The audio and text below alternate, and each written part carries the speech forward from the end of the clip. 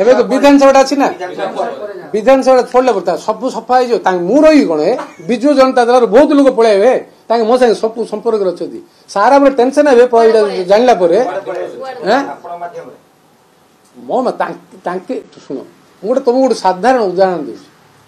ଗୋଟେ ସାହୁକାର ପାଖରେ ହଳିଆଟି ରହୁଛି ଆମ ଗଞ୍ଜାମ ଜିଲ୍ଲାରେ କହିବି ସାହୁକାର ପାଖରେ ହଳିଆଟି ଥାଉଛି ହଳିଆକୁ ଯେତେବେଳେ ସାହୁକାର ମାନେ ବେଳେ ବେଳେ ରାଗିକି କହୁଛୁ କାମ କରୁନୁ ଇଏ କରୁନୁ ସେ କାମ ଛାଡିକି ଘରକୁ ପଳଉଛି ବୁଝି ନାଇଁଲ ମୁଁ ସେ ସାହୁକାର ପାଖରେ କାମ କରିବିନି ମତେ କାରଣ ଗାଳି କରିଦେଉଛି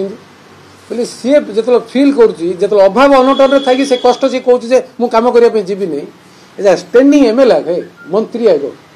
କୋଣ ଗୋଟେ ଅସୁବିଧା ପଡିକି ତାଙ୍କେ ଚୁପ୍ ହେଇକି ବସିଛନ୍ତି ବିଚିତ୍ର ଲୋକ ଆଗ ସବୁ ରାଜା ସିଂହ କଣ ଦୁର୍ବଳିଆ ଲୋକଟା କି ନା ଦେବୀ ମିଶ୍ର କଣ ଦୁର୍ବଳିଆ ଲୋକଟା ନା ବବି ଦାସ ଅଶୋକ ଦାସର ପୁଅଟା ଦୁର୍ବଳିଆ ମହା ଚାଲାକ ଆଗ ସେମାନେ ଧୃତ ଆଗ ବ୍ୟବସ୍ଥାକୁ ଭିତରେ ଏମିତି କରିବେ ନା ତାଙ୍କୁ ଆଙ୍କର ନିଦ ହଜେଇ ଦେବେ